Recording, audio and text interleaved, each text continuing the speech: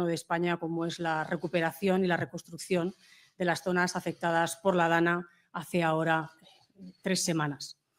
Una vez más, además, queremos aprovechar esta rueda de prensa, lógicamente, para trasladar, en primer lugar, nuestro cariño hacia las víctimas, hacia los familiares de las víctimas y, por supuesto, también nos van a permitir que hagamos un agradecimiento y un reconocimiento a todos los trabajadores, a todos los servidores públicos, a todos los ciudadanos anónimos que desde el primer momento llevan trabajando y llevan arrimando el hombro y dando, en definitiva, lo mejor de sí mismos para que todo el pueblo valenciano, para que todas las personas que están viviendo esta situación tan dramática puedan volver cuanto antes a la normalidad. Saben que desde el pasado 29 de octubre el Gobierno de España está centrado en volcar, lógicamente, todos los recursos, todos los esfuerzos para que todos los vecinos y todas las vecinas de los pueblos dañados, de los pueblos afectados, como les decía, vuelvan cuanto antes a la normalidad. Porque además esto no es solo una cuestión urgente, sino que también es una cuestión fundamental e importante.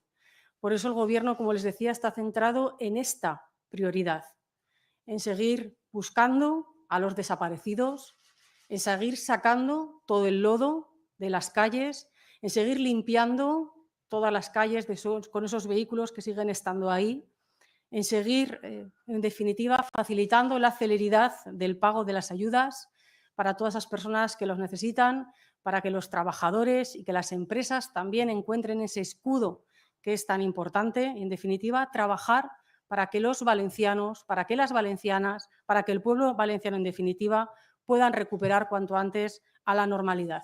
Y en eso estamos y en eso vamos a estar. Y por eso, con este objetivo tan claro, como saben, hemos movido ya a través de 2 medidas importantes, dos reales decretos, una cantidad de más de 14.300 millones de euros. Y por eso ahora lo fundamental es que las ayudas hablen y que esas ayudas, sobre todo, se ejecuten de la manera más rápida, más ágil y, si me permiten, también con toda la proximidad con el ciudadano. Saben que en esta semana se han puesto ya en marcha 62 nuevas oficinas de refuerzo, que además están siendo atendidas por 600 trabajadores y trabajadoras, buscando, como les decía, esa celeridad, esa respuesta rápida y, sobre todo, que las ayudas lleguen en estas próximas fechas. Lo han oído y se lo han escuchado además a los distintos ministros y miembros que han comparecido desde el pasado 29 de octubre y, por supuesto, también al presidente del Gobierno de España.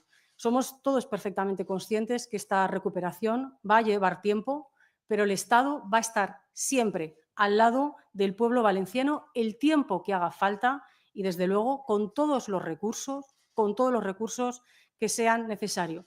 Primero, atendiendo a esa situación de urgencia, trabajando también por la reconstrucción del pueblo valenciano y, como no, sin perder de vista ese relanzamiento de las zonas afectadas.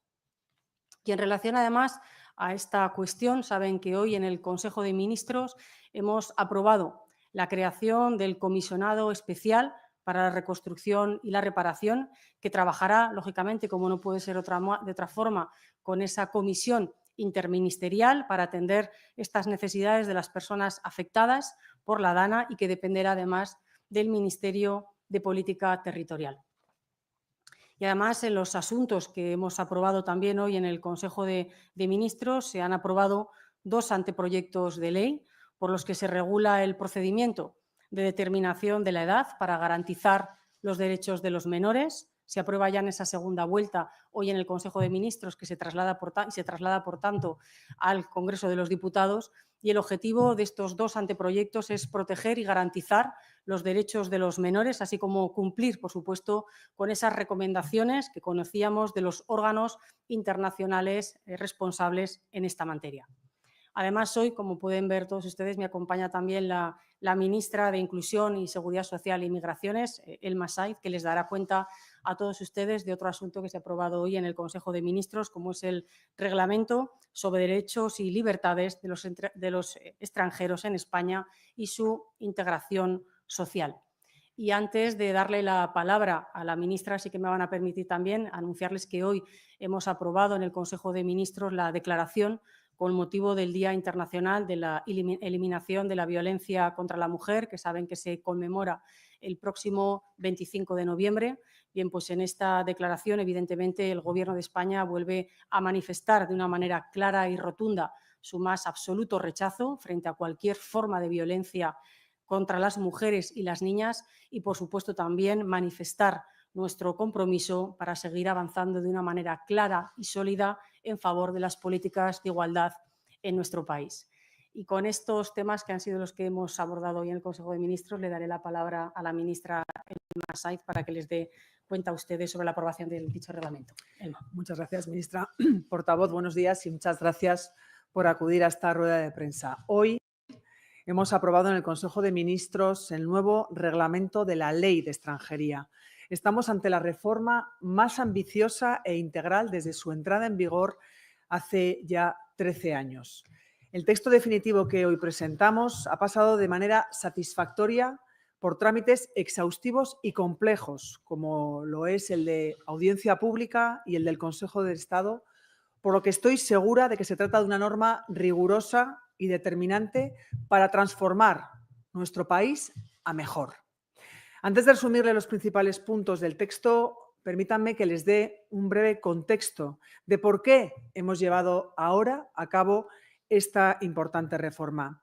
Un texto que recoge todas las vías de entrada a nuestro país, así como los permisos de residencia y trabajo de las personas que vienen a buscar un futuro mejor y muchas veces lo hacen acompañados de sus familias. España cuenta con 7 millones de personas extranjeras con documentación de residencia en vigor, lo que hace imprescindible contar con un marco normativo adecuado que responda de manera eficaz a sus situaciones y a sus necesidades especiales. Como saben, la política migratoria del Gobierno de España es transversal y la que compete al Ministerio de Inclusión, Seguridad Social y Migraciones está absolutamente volcada en la integración, en la inclusión de las personas una vez que llegan aquí y en combatir los catastrofismos con información veraz. España es hoy, por suerte, un país de oportunidades. Mientras que hace años las sucesivas crisis obligaban a nuestros jóvenes, a nuestras familias a emigrar, ahora somos un polo de atracción de inversiones, un polo de atracción de talento y de crecimiento económico. Sin embargo, hay fallas estructurales sobre las que debemos duplicar esfuerzos si queremos que nuestro país, que España, sea un país completamente abierto y próspero. Les voy a dar algunos datos. Según un informe que acabamos de publicar justo ayer, encargado por el Ministerio, España pierde 17.000 millones de euros al año y un 1,3% del PIB debido a la discriminación laboral y educativa a la población extranjera. Profesores de la Universidad Autónoma de Madrid han analizado el impacto económico de las brechas salariales y el desigual acceso a la educación entre la población migrante y los autóctonos, y ese es el resultado. Por otro lado, como ya hemos repetido en varias ocasiones, diversos organismos nacionales e internacionales, como el Banco de España, la AIREF, la Comisión Europea o incluso Naciones Unidas, España necesita del orden de 250.000 a 300.000 trabajadores extranjeros al año para sostener su estado de bienestar. Como dijo el presidente Sánchez hace unas semanas, España tiene que elegir entre ser un país abierto y próspero o ser un país cerrado y pobre. Y hemos elegido lo primero. Por eso ya hay 2,9 millones de personas extranjeras cotizando mes a mes a la Seguridad Social, representan un 13,6% del total de afiliados y afiliadas, 2 puntos más que tan solo hace 2 años. Por cierto, también son el 16% del conjunto de trabajadores y trabajadoras autónomas. Y no solo eso, estamos preparando un plan de integración y de convivencia intercultural que no se basa en un trabajo nuevo, porque este Gobierno y este Ministerio acumulan años de conocimiento y experiencia en lo relativo a la integración y la inclusión de las personas migrantes. Sin embargo, los datos que les acabo de ofrecer, unidos a un contexto internacional muy convulso en lo que se refiere a políticas migratorias, nos hace perseguir aún con más ahínco este objetivo ambicioso de la mano, por supuesto, del resto de las administraciones públicas con competencias en la materia. Dicho esto, procedo a contarles un poco más sobre la importante herramienta absolutamente imprescindible para abordar estos retos, como lo es el Reglamento de Extranjería. Como decía, el texto anterior tenía 13 años y si no se quedó obsoleto en todo este tiempo es precisamente porque ha experimentado diversas modificaciones, todas ellas llevadas a cabo por el Gobierno presidido por el presidente Sánchez, 2018, 21 y 22. La del año 2021, por ejemplo, se centró en menores no acompañados y permitió que hoy el 60% de los menores y jóvenes extutelados hasta los 23 años estén dados de alta en la Seguridad Social. Con esta reforma se reducen plazos y trámites, se simplifican procedimientos, se eliminan duplicidades y se dan mayores garantías y rigor jurídico. Según el Observatorio Permanente de la Inmigración, el OPI, integrado en el Ministerio, en 2023 se expidieron 1,3 millones de visados, por lo que esta parte también era fundamental. También se introducen las mejoras de la normativa europea, impulsadas bajo la presidencia española del semestre. El reglamento va a servir para combatir mafias, para combatir fraudes y para combatir la vulneración de derechos. Pero también va a atender las necesidades del mercado laboral. Después de un largo proceso de escucha con patronal, sindicatos, comunidades autónomas, entidades locales, entidades del tercer sector y todos los implicados en esta política, que como digo es una política transversal. Me gustaría empezar con los visados. Creamos un apartado específico dentro de la norma que incluye tanto los de corta duración como los de larga duración para hacerlo más fácilmente comprensible. También simplificamos los procedimientos y delimitamos las competencias entre consulados y oficinas de extranjería. Por otro lado, y aún más importante, reducimos la burocracia. A partir de ahora, todas las autorizaciones iniciales serán de 1 año y las renovaciones serán de 4 años. Otra de las novedades es la regulación del visado de búsqueda de empleo, para el que ampliamos su vigencia de 3 a 12 meses. Queremos facilitar que las personas extranjeras consigan un trabajo adecuado a su perfil profesional y al mismo tiempo que las empresas encuentren a los profesionales que necesitan. El otro gran capítulo del reglamento se refiere a los arraigos. España es el único país de la Unión Europea que dispone de una figura específica para regularizar personas día a día, lo que les permite obtener un permiso de residencia y de trabajo. En el nuevo reglamento contamos con 5 modalidades de arraigo: social, socioformativo, sociolaboral, familiar y el arraigo de segunda oportunidad. La novedad es que se homogeneizan y se reduce el tiempo de permanencia en España de 3 a 2 años. Se flexibilizan los requisitos a cumplir y se habilita a trabajar no solo por cuenta ajena, sino también por cuenta propia desde el primer momento.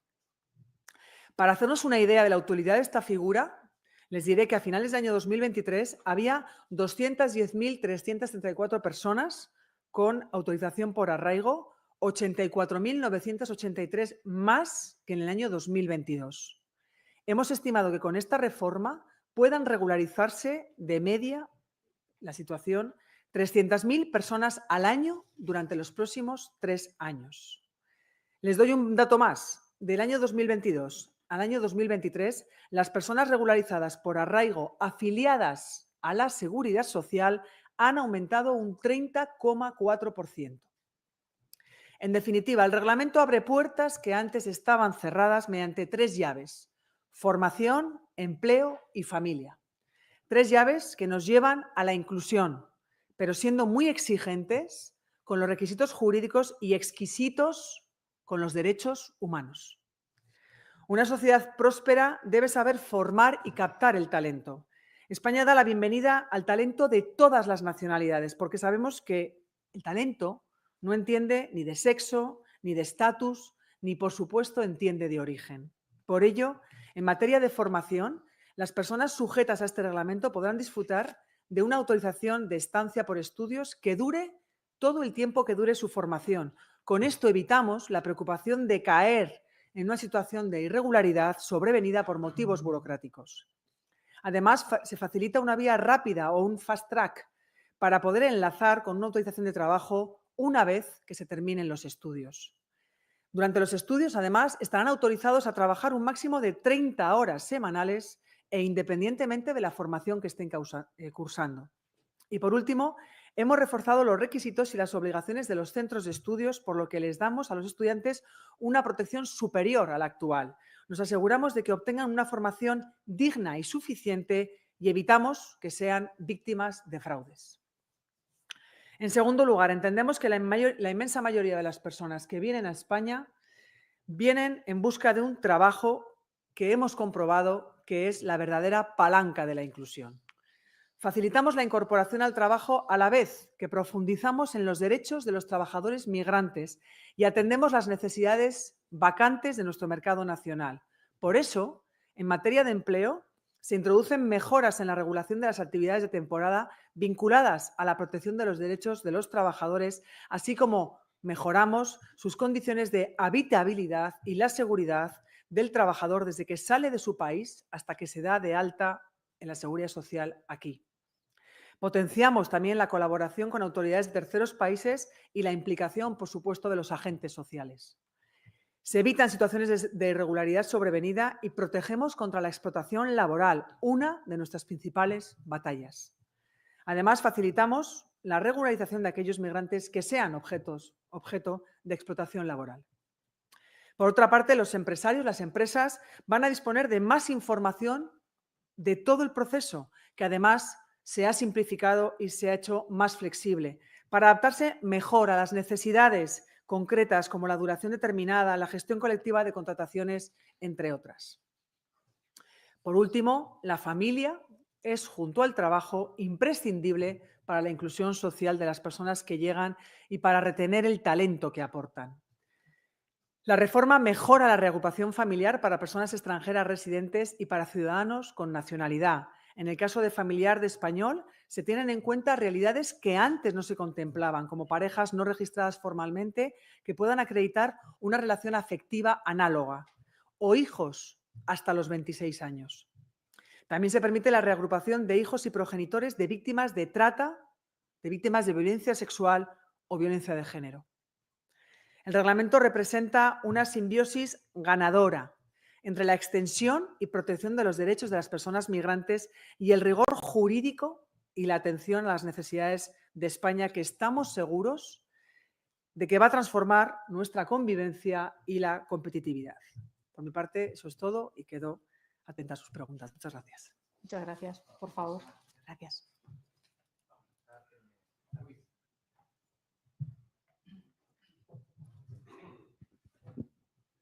Muy buenas, David Junquera, Cadena SER. Tenía 3 preguntas para la ministra portavoz. La primera tiene que ver con lo que vivimos anoche en el Congreso, con lo que algunos califican ya de la noche de los impuestos. Quería saber si, a la luz de todo lo que ocurrió en las últimas horas, de cómo está todo un poco en el aire hasta el jueves y también lo que pasó con la Senda, si el Gobierno sigue teniendo la convicción y la esperanza de que puede sacar adelante unas cuentas públicas, unos presupuestos. La segunda pregunta tiene que ver con una decisión que ha tomado el juez Peinado esta mañana, que pasa por reclamar las cuentas, el detalle de las cuentas de la mujer del presidente del Gobierno y también el certificado matrimonial de la pareja. Coincide esta petición una vez más con un viaje internacional en el que está presente la mujer del presidente, y quería saber cómo ven en el Gobierno esta coincidencia, ¿no? Que siempre coincida el juez Peinado en sus movimientos en esta causa con hitos importantes en la agenda del presidente o de su esposa. Y la tercera pregunta tiene que ver con el futuro de Teresa Rivera. Si en la familia socialista, si en el Gobierno están por la labor de abrirle la puerta al comisario que propone Meloni para garantizar de una vez por todas que finalmente la vicepresidenta Rivera accede a esa vicepresidencia que le tiene reservada Ursula von der Leyen. Muchas gracias. Muy bien, pues muchísimas gracias, David, por las 3 preguntas. Empiezo, si le parece, por la última. En primer lugar, trasladar, desde luego, todo el apoyo y el reconocimiento a Teresa Rivera. Desde luego, es la mejor vicepresidenta primera que podríamos tener en la Comisión Europea. Y, desde luego, no solamente lo traslado como portavoz del Gobierno, sino que el conocimiento y el reconocimiento de Teresa Rivera a nivel europeo y a nivel mundial está, digamos, fuera de cualquier duda. Ahora bien, ¿qué es lo que estamos haciendo nosotros? Trabajar para que se cumpla el acuerdo que se alcanzó el pasado mes de julio con las 3 grandes familias europeas. En esto estamos. Desde luego, aquí quien tiene que dar explicaciones por su clara irresponsabilidad es el Partido Popular y el señor Feijóo. Las distintas declaraciones y manifestaciones que están realizando los portavoces del Partido Popular respecto a esta cuestión son de una irresponsabilidad que, si me permiten, ya no tienen tasa. Claro, yo, sinceramente, cuando escuchas al líder de la oposición realizar este tipo de declaraciones, la primera conclusión que llega es si está proyectando, lógicamente, su frustración y su falta de liderazgo, tanto dentro como fuera de España. Porque cuando escuchas hacer este tipo de declaraciones y afirmaciones, ¿de verdad no se ha puesto a pensar el señor Feijóo esa irresponsabilidad a la que pretende también llevar a las instituciones europeas? Porque lo que están haciendo es zarandear el verdadero corazón de Europa, la estabilidad de sus instituciones, algo que, por supuesto, hasta ahora no había pasado nunca. Hasta ahora no había pasado nunca. Por favor, responsabilidad. Ya lo digo, por parte del Gobierno. O sea, todo el apoyo y el reconocimiento, por supuesto, a Teresa Rivera, que claramente, en fin, es la mejor candidata para ocupar esa vicepresidencia primera. Seguir, desde luego, trabajando en el gran acuerdo que ya llegamos el pasado mes de julio, las 3 grandes familias europeas. Las 3 grandes familias europeas, saben todos ustedes que llegamos a un acuerdo este verano pasado. Y, por supuesto, responsabilidad por parte del Partido Popular. No se puede querer zarandear así el corazón europeo, las instituciones europeas. Ya sabíamos cuál era la opinión del Partido Popular sobre las instituciones aquí, en nuestro país. Ahora ya sabemos también lo que pretenden y quieren hacer con las instituciones europeas. Respecto a lo que me preguntaba usted sobre el juez Peinado y las últimas actuaciones que ha llevado a cabo. Me han preguntado además en otras ocasiones sobre este tema y miren, yo lo que les puedo trasladar en nombre del Gobierno es confianza en la justicia. Y desde luego confianza en que la verdad pondrá más pronto que tarde las cosas en su sitio. Y sobre la negociación de ayer, bueno, vamos a hacer, si me permiten, también un poco de pedagogía, si es posible. Ustedes conocen la composición del Congreso de los Diputados. Son numerosas las fuerzas parlamentarias que concurren en el Congreso de los Diputados porque, oiga, así lo han decidido los ciudadanos. ¿Qué les quiero decir con esto? Que las negociaciones, que poner de acuerdo a distintos grupos políticos que piensan distinto, no es una tarea sencilla. Y máxime cuando estamos hablando de algo que es fundamental y nada sencillo como es la política fiscal.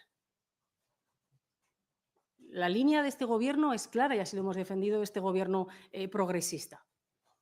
Una política fiscal más justa y más redistributiva. Lógicamente, todo ello para seguir consolidando lo más importante que tiene nuestro país, como son los servicios públicos. La educación, la sanidad, la dependencia, las pensiones. Por eso, ya les digo, no es sencillo. Ahora bien, creo que si algo ha demostrado también este Gobierno a lo largo de este año ya de legislatura y también en la pasada legislatura es nuestra capacidad de llegar a acuerdos. Ayer la votación fue una votación que, en fin, ustedes lo conocen, mantuvo 20 votos a favor y 17 en contra. Esa votación salió adelante. Claro que no son negociaciones sencillas y claro que, por supuesto, vamos a seguir trabajando con todos los distintos grupos parlamentarios. Pero, oiga, creo que también hay que, en fin, si me permiten, mirar con ojos de normalidad la realidad parlamentaria que tenemos. Que hay que hablar, que hay que acordar, que hay que llegar a acuerdos con distintas fuerzas parlamentarias que piensan diferente. Y hasta el momento, esa es la línea que hemos desplegado desde el Gobierno. Y, por supuesto, que seguimos claramente con ese objetivo y con esa responsabilidad, esa prioridad de trabajar en unos próximos presupuestos generales del Estado. Porque además se necesitan también tener unos nuevos presupuestos y es importante que nuestro país pueda contar con unos presupuestos. Por tanto, vamos a seguir abiertos a esa negociación. También ustedes conocen, lógicamente, a quien lidera estas negociaciones, que es la vicepresidenta primera del Gobierno, y saben que cuando se trabaja y se dialoga con el resto de las fuerzas parlamentarias, creo que también es importante pues, mantener esa prudencia que, lógicamente, a la que la vicepresidenta siempre hace gala.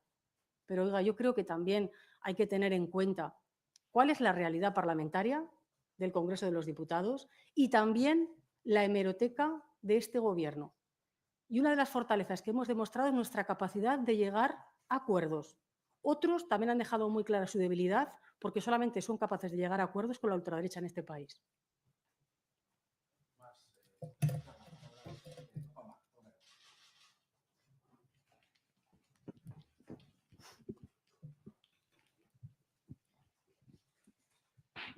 Hola, ¿qué tal? Buenos días, ministras. Yo también quería preguntarles por la cuestión de ayer y también por el nombramiento de Teresa Rivera. Respecto a la votación de ayer, quería preguntarles si consideran realista el poder salvar la votación del jueves, dado que Junts no está dispuesta a votar el impuesto a las energéticas y esa es la condición que pone Podemos para votar el jueves en el Pleno, porque ayer no estaba representada en la Comisión de Hacienda del Congreso, pero sí en el Pleno. De modo que esta reforma fiscal puede decaer el jueves en el Pleno si no consiguen convencer a Podemos. Y sobre, digamos, hay una pregunta también que está más de fondo, al hilo de lo que preguntaba David Junquera, que es si la legislatura puede aguantar con este tipo de negociaciones tan agónicas, tan en el último minuto, tan complicadas para el Gobierno de sacar adelante. Y sobre la ratificación de Teresa Rivera, también quería preguntar sobre una cuestión que le ha preguntado mi compañero David Junquera, y es si, por lo tanto, el Grupo Socialista estaría dispuesto a también votar la candidatura de Rafael Fito, el candidato de Giorgia Meloni a esta Comisión Europea. Gracias. Bueno, sobre la última pregunta, donde estamos es en cumplir el acuerdo que ya alcanzamos el pasado mes de julio, las tres grandes familias europeas. Es lo que le decía anteriormente a su compañero. Y fíjese, sobre las votaciones el próximo jueves, pasado mañana. En primer lugar, confianza en la negociación. Confianza en las negociaciones. Ayer hubo una comisión y una votación ganada 20-17. Les vuelvo a repetir, no somos ingenuos. Somos perfectamente conscientes de cuál es la realidad parlamentaria. Y somos también perfectamente conscientes que negociar, si me permiten, cuestiones fiscales no es sencillo, porque precisamente es en los proyectos fiscales donde cada partido político marca muy bien cuáles son sus prioridades. Yo le digo cuáles son las de este Gobierno. Y a partir de ahí, estamos a martes, paso a paso. Ayer hubo una primera votación que salió adelante y ahora, bueno, creo que hay que confiar también, como les decía, en esa capacidad de negociación, de hablar y dialogar con el resto de las fuerzas parlamentarias para sacar adelante los distintos asuntos que llevamos entre manos desde este Gobierno. Por eso le decía anteriormente, oiga, tenemos minoría parlamentaria, lo sabemos, pero ¿saben que en este año, en solo un año, este Gobierno ha publicado ya 20 leyes en el BOE? Y esto no es una opinión, estos son hechos. Hechos que se consiguen a pesar de no tener esa mayoría parlamentaria. Hechos que se consiguen en base a la negociación. A la negociación. una realidad que vimos ya en la legislatura pasada con ese primer gobierno de coalición y que vamos a seguir viendo. Aquí en España, oiga, y antes me preguntaban ustedes sobre las futuras negociaciones en Europa. Una gran parte de gobiernos europeos tienen también que convivir con estas minorías parlamentarias, con distintos gobiernos de coalición, y eso te lleva a entenderte con fuerzas parlamentarias que piensan diferentes a ti. Y por eso les decía, oiga, echemos la vista atrás. Y este gobierno ha demostrado claramente fortaleza a la hora de llegar a acuerdos y de negociaciones. Aquí hay otros que solamente han demostrado debilidad a través o bien del bloqueo o bien de llegar a acuerdos solo con la ultraderecha en este país. Por tanto, confianza que estamos todavía el martes.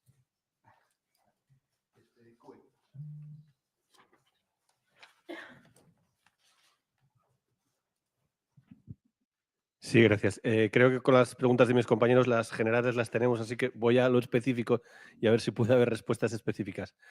¿Qué quiere hacer el Gobierno con el impuesto de las energéticas? ¿Lo va a prorrogar, como dice la nota de Esquerra y Bildu, o lo va a quitar, como dice el comunicado de última hora de Hacienda? ¿Qué va a hacer el Gobierno con el impuesto de las energéticas? Concretamente, ¿cuál es la idea del Gobierno, no de los grupos? Y luego, de forma general, creo que está detrás de las preguntas, ¿va a cambiar algo la forma de negociación del Gobierno? ¿Van a buscar un acuerdo más sólido de legislatura? ¿Van a intentar cambiar algo la dinámica? ¿O efectivamente, como está planteando, tenemos que acostumbrarnos a noches como la de ayer? Y lo de Rivera, para entendernos, ¿ustedes interpretan que el acuerdo que firmaron en julio incluye votar a Fitto, sí o no? Porque habla del acuerdo, pero no sabemos si eso incluye votar a Fitto. Y a la ministra, eh, parecería que ustedes son casi el único gobierno europeo, por lo menos de los muy pocos, que hace un discurso positivo sobre inmigración. Vistas las encuestas, ¿creen que los españoles les siguen en esto? ¿Hasta qué punto les preocupa que el discurso anti-inmigración, que había algunos datos ahí de las redes y demás, esté entrando también con fuerza en España y qué se puede hacer para cambiarlo? Y ya que ha planteado esto, hay una regularización extraordinaria en el Congreso en tramitación. Como ministra, ¿usted va a impulsar esa regularización extraordinaria o este reglamento lo sustituye o cómo se compaginan esas dos cosas? Gracias. Muy bien, gracias por su pregunta.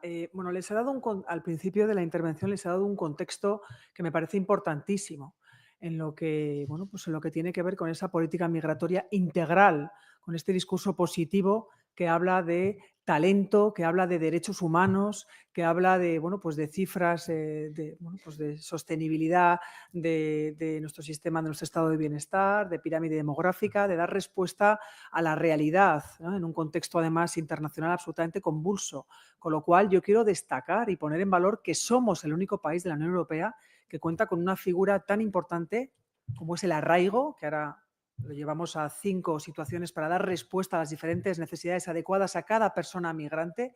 Y eso, bueno, desde luego, es un discurso absolutamente necesario en la Unión Europea. Estamos también en los procesos de implementación del Pacto Europeo de Migración y Asilo, ese pacto que después de 7 años fue muy difícil alcanzar y fue también alcanzado bajo la presidencia española, y eso es lo que vamos a hacer en España y en Europa, seguir defendiendo los valores de la socialdemocracia para seguir fortaleciendo los pilares de la Europa social en la que creemos, defendemos y por la que vamos a trabajar. Evidentemente, el ver el impacto económico del racismo en nuestro PIB son datos, es algo demoledor.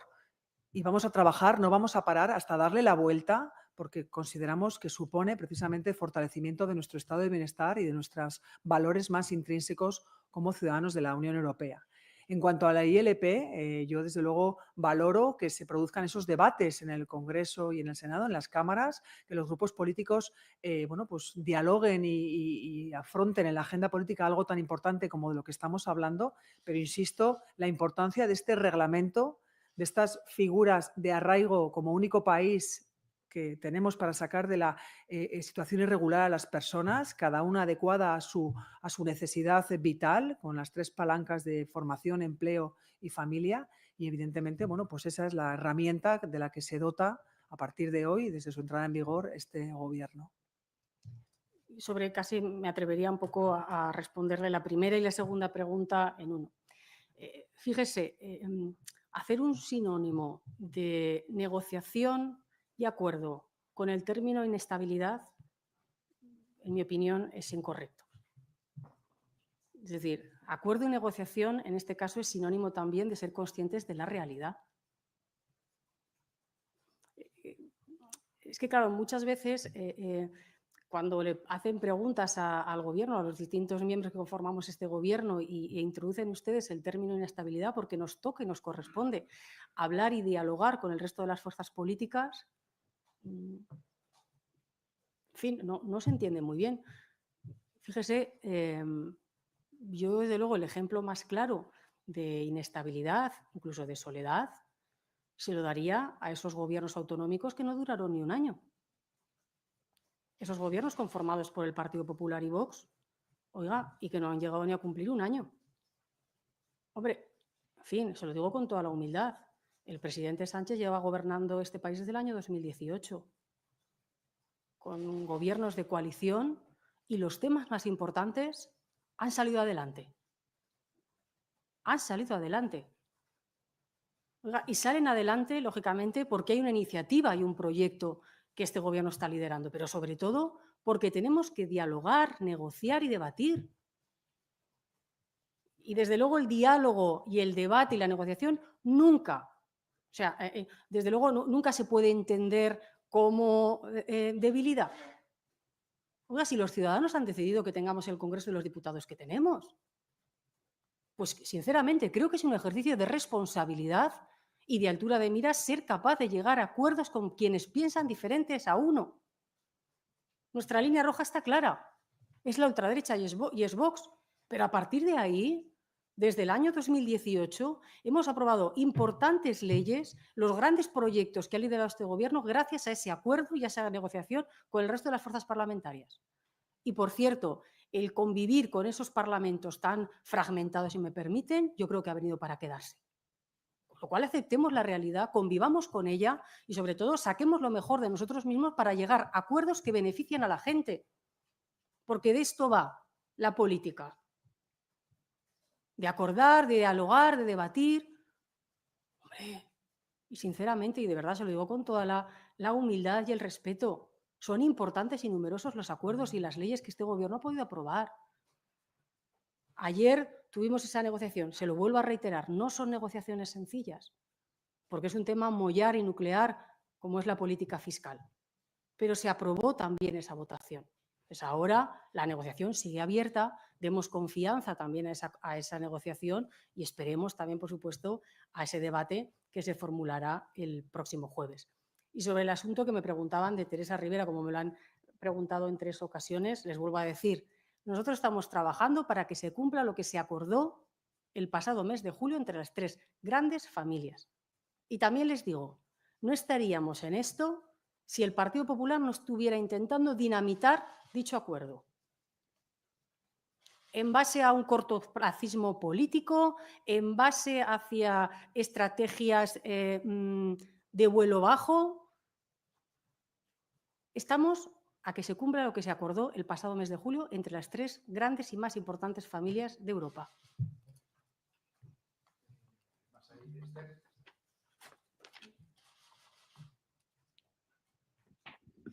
Gracias a la ministra portavoz por insistir con la pregunta de mi compañero Carlos. ¿Qué quiere hacer el Gobierno con el impuesto a las empresas energéticas? ¿Cómo va a cumplir con los 2 compromisos adquiridos en la tarde del día de ayer? Por un lado, prorrogar ese impuesto, que es lo que se ha comprometido con Esquerra, Bildu y BNG, y por otro con Junts, el que no haya ese impuesto. ¿Cómo van a hacerlo y qué es lo que quieren hacer con este impuesto? Saber también quién es la persona que va a estar al frente de este comisionado especial para la reconstrucción de las zonas afectadas por la DANA y preguntar al Gobierno qué le parecen los cambios que ha hecho el presidente Mazón en su Gobierno. ¿Son suficientes o también creen, como la ministra y secretaria general del PSPB, que Mazón tiene que irse? Bueno, saben que desde luego el Gobierno de España no valora los nombramientos y los cambios que hagan los distintos gobiernos autonómicos y, por tanto, el respeto, como les digo, a las decisiones que en este caso adopte el señor Mazón, como el que adopten cualquier presidente autonómico. Sobre el comisionado que usted me preguntaba, lo que hoy, digamos, se aprueba es la figura del comisionado, pero todavía no se ha aprobado, digamos, el nombre de la persona responsable de dicho comisionado, que desde luego lo que sí que me parece también importante resaltar, que va a trabajar en coordinación con esa comisión interparlamentaria que ya está creada y además, por supuesto, con esa comisión que todos los días desde el pasado 29 de octubre se reúne diariamente, en el que está el presidente del Gobierno y distintos ministros en colaboración también, y además saben que es una reunión también que se mantiene también en paralelo con el CECOPI que está en la Comunidad Valenciana. Y sobre la primera pregunta que usted me realizaba, es que saben perfectamente que estamos todavía inmersos en un proceso de negociación con las distintas fuerzas parlamentarias. Además, es un proceso de negociación que lo está llevando y lo está abordando en primer término la vicepresidenta primera. Y, por tanto, yo creo que también en esta cuestión hay que ser, si me permiten, especialmente prudentes y cautos, dejando que pasen también los tiempos y los plazos para poder seguir abordando, trabajando con el resto de las fuerzas parlamentarias.